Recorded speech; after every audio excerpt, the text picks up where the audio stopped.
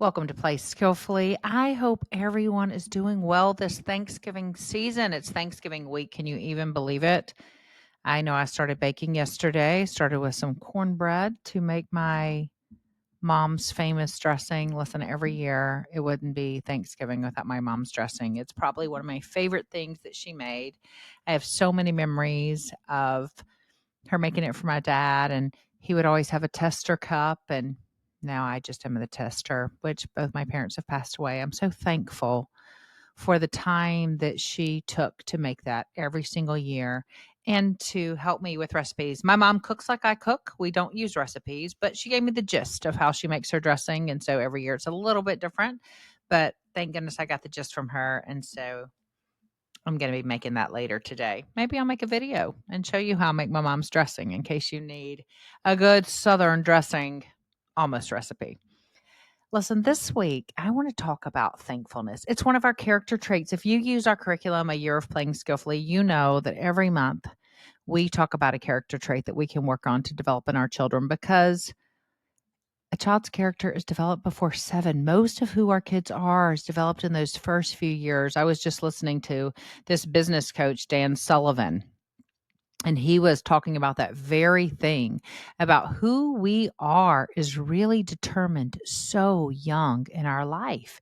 And so if you want to have children who have character, gentleness, patience, kindness, faithfulness, thankfulness, then you've got to start early and you've got to be intentional about it. I thought it was interesting. Webster's dictionary, this is what they say about thankfulness. Here's the definition: impressed with a sense of kindness received and ready to acknowledge it. I love that. Impressed with a sense of kindness received and ready to acknowledge it. Listen, there are times that I'm thankful and I don't take the time to acknowledge it. I try to. My husband, if he gets up before me, which is most days, he usually gets up even just a few minutes. He brings me a cup of coffee every morning. Makes it just the way I like it. Some vanilla stevia, and that's about it. And a delicious cup of coffee, and he brings it to me. I am so thankful for that. It seems so little, but as Webster's dictionary says, I am impressed with his sense of kindness. And you know what it makes me do when I get up before him?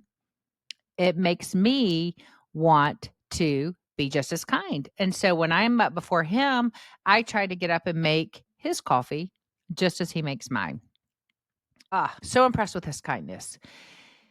And so I try to emulate that. I try to be as kind as he is. I don't know that I could ever be as kind as Jeff Eggers. If you don't know him, you're missing out. My Kiwi husband is one of the most kind individuals you will ever meet. And I wonder what his childhood must have been like with his mom, who is also very kind. What I believe is she modeled that for him and she lived that out in her life. And so he is a kind man today. That's where we'll start with kindness and thankfulness. Thankfulness is also something we model. If you don't model thankfulness, it's going to be really hard for your kids to learn to be thankful. I'll be the first to tell you, I struggle with being discontent. I'm a girl who's always looking, what's next? What's next? What can we do? And I really have to work at being thankful for today. I don't have to work at being thankful. I am so thankful and grateful, but I am often looking ahead. So, what I want to encourage you as we talk about thankfulness is I want to encourage you to actually sit in the thankfulness this week yourself. Like, not forget your kids, but let's don't talk about them yet. Let's just talk about you. Listen, it's a hustle bustle time. If you're hosting Thanksgiving, you, like me, are starting the cooking today. You are getting it ready. You are maybe a little stressed. Your house is about to be overtaken by lots of people who, in addition to the people who already live there, or if you're going, you're stressed about that. What are the relationships and the dynamics? I want to encourage you to take a breath and be thankful. Listen, let's be thankful that we get to live this life. It was 5 years ago when my son, we just found out that he relapsed. He had made it through his 100 days of being cancer-free, 100 days. And like on day 103, which was a little before this, it was in November, we found out that his cancer had returned. He got to be cancer-free 103 days out of the 16 months that he battled before he passed away. It was so sad that Thanksgiving. I was so scared that Thanksgiving. But I'm so thankful that I had him still with us that Thanksgiving. Today, find something you're thankful for. Maybe you've had some hurts, and so it's hard to be thankful. Maybe it's your family that's hurt you. Maybe it was your childhood that hurt you. In the midst of all of that, what can you find to be thankful for? Like right now, while you're listening to this podcast, I want you to pause. I want you to write down 5 things. 5 things that you're thankful for. I'm writing it down too. Okay, here are my 5. Life.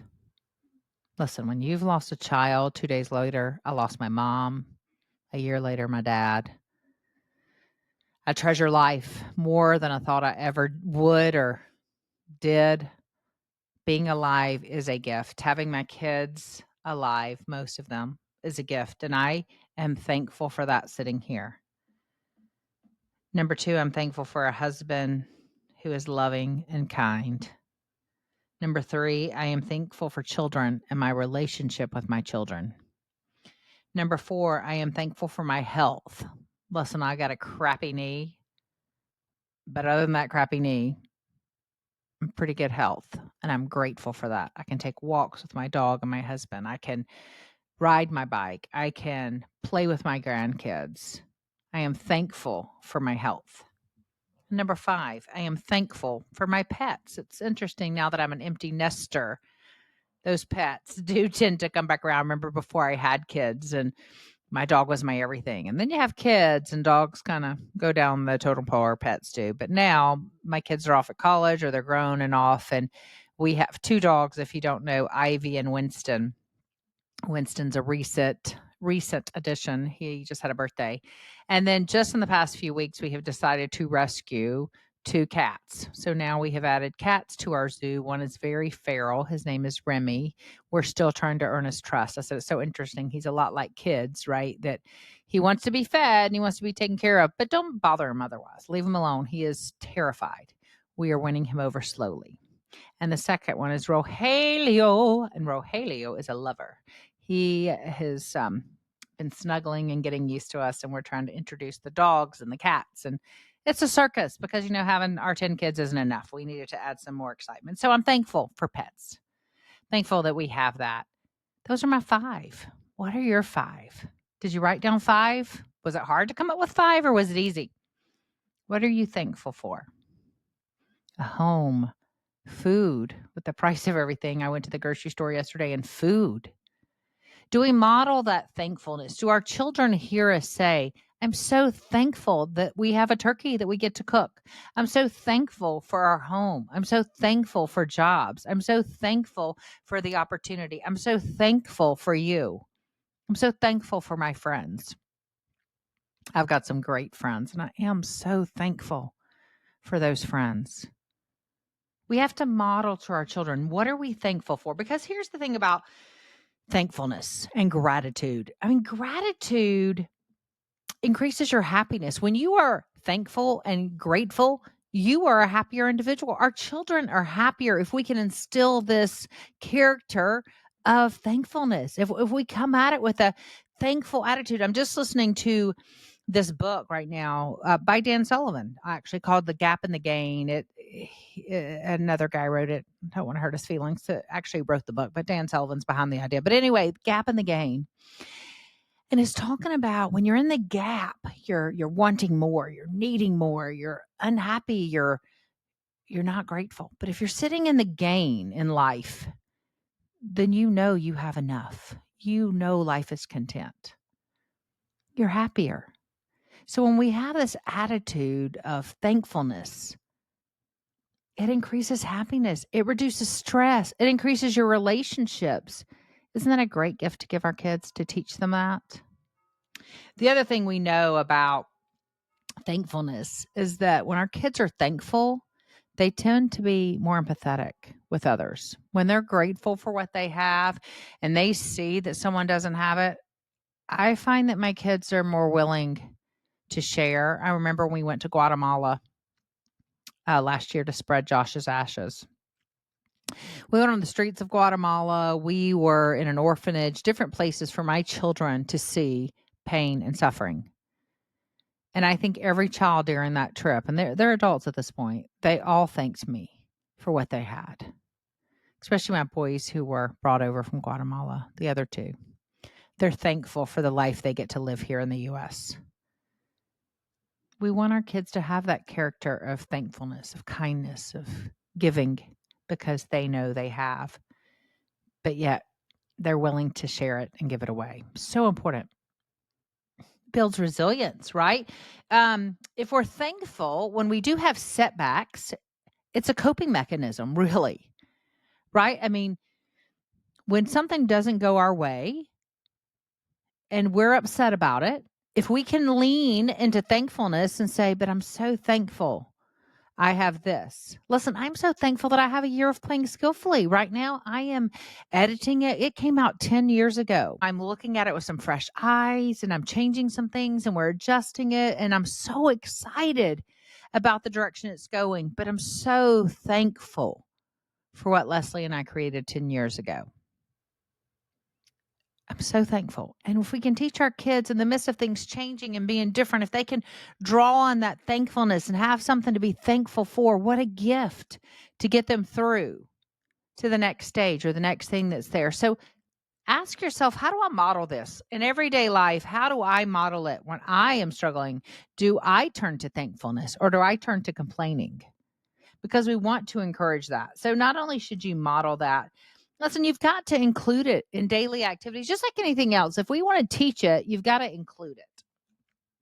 One of the things I remember when my kids were little, we would do highs and lows at the dinner table. We'd take turns. All right, share your high and your low for today. Y'all, it was hilarious to hear some of the answers. I'm thankful for my high today was I didn't have to do school because my tummy hurt. Or my low today was I did have to do school even though my tummy hurt.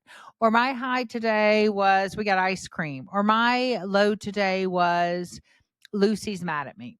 I mean, they had great things, but what it helped them do is identify that high, that thing they're thankful for, and then recognize, hey, there's some lows too, because we all have them. We all have highs and we all have lows. And if we can get our kids to recognize, hey, that's just part of life, that's not something wrong necessarily. We all have things that are high and things that are low. But if we can be thankful and really focus and turn our attention to the things that are high, man, that's going to take us so much further in life. So put that into your daily routine. Find things you're thankful for. Even if it's like every morning we get up and we stretch and we say, what's one thing we're thankful for today?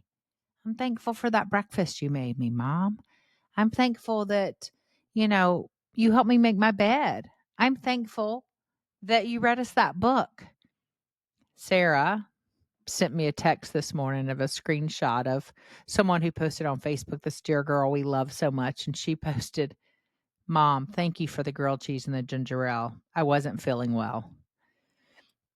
How sweet is that, right? How just to the basics. Thank you for my grilled cheese and ginger ale. Wasn't feeling well. But the attitude of thankfulness. Thank you for making us dinner. Thank you. And listen, I'm a big fan of saying it. I try to say it to strangers. My kids laugh at me because I talk to strangers probably more than anyone. If I see a lady who looks beautiful in her dress, I am going to tell her whether I know her or not. I'm going to walk by her and say, you look beautiful in that dress. If somebody takes their time to help me, I'm going to say, thank you for helping me. I so appreciate your kindness today. Someone lets me go, or if I choose to let someone go in front of me at the store, I mean, I'm the girl. Listen, I have a lot of kids and we're always shopping. My buggy yesterday was overflowing. I really needed 2. And if someone brings me another buggy, I'm going to take my time and thank them. So when you do recognize someone's kindness and the gratitude, and let's go back, you're impressed with a sense of kindness, acknowledge it. Teach your kids to acknowledge it as well. Thank you for that. Thank you. Look them in the eye and say, thank you for that. Make some rituals, right? Some of my favorite things. We should a thankful jar. When my kids were little, we would keep a thankful jar and we'd read it at Thanksgiving. And definitely at Thanksgiving this time of year, we do talk about thankfulness. I know we've had some activities where let your kids paint and then you cut those out into leaves and then you put them all over, your door or something, the thankful leaves, or just create a ritual and a tradition of that. You could write everybody a hand note. I know I did this and for Thanksgiving. I do it a lot for Valentine's Day, actually, as I write my kids a love note. You could even do that for Thanksgiving. Write everyone you're going to have Thanksgiving with a short little note, one thing you're thankful about them. That's pretty cool. That'd be a great tradition to start. Whatever you do, be intentional about it because our kids are watching. I always tell parents, we think we spend so much time saying things to kids because that's the thing that's going to make a difference. What we say to them, how we teach them about the world, about their faith, about school. You guys, do you know what most of parenting is? You living and them watching you. That's most of how this information gets transferred, for the good or for the bad. One of the things I'm so thankful for, and I've talked about her before, is a lady named Debbie Mabry. I was a young college student. Debbie Mabry invited me into her home and she would just let me hang out there. I babysat her children, but she also would just let me hang out and watch her as a mom, as a wife. And I learned so much about parenting and motherhood and being a wife from watching. And I remember thanking her. I did, because again, I'm a big fan of thanking. I remember thanking Debbie, and Debbie, thank you. I still thank her. I sent her a text the other day. Thank you for the impact you had on my life. And she's like, I don't know what you're talking about. I did nothing. She did everything for me. And you do everything for your kids by living a life of thankfulness and letting them watch you, letting them witness you being thankful, letting them learn that love looks like an attitude of gratitude and thankfulness. And they're going to see that. And they're going to see the way you go out to eat and the server comes over. And instead of you complaining that something might not be just right, that you say, thank you so much for this job you're doing. Thank you for caring for us. Or someone, if you have someone to clean your home, or anyone who works for you or serves your family, be grateful for that. It's a gift to have those things. When your children serve you, kids love to do that, right? They love to do things for you. Exaggerate your thankfulness. Do it sincerely, but it's okay to exaggerate it and get excited. Our kids are watching us. Thankfulness is such an attitude that's obvious. It's not one that you can fake very well. Kids can smell out a faker. Did you know that about our children? They can tell when we're faking it.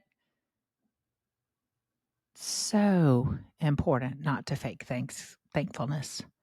Be sincere with them. Listen, there's some great books that you can read. I'm a fan of children's books. In fact, I just ordered some new ones for Christmas, and I'm going to put them in the book and the edits for December. Oh, I will share them next month on the podcast, some of the ones that I got. They are fabulous. There are some great ones for thankfulness, too. There's, The Giving Tree. There's Thankful. There's The 1,000 Gifts, right? In Voss Camp. There's so many books for you and for your children on thankfulness. Read some books. Make a book. Make a thankful book together this time of year. What are you thankful for? Tell me more about that. And what else are you thankful for?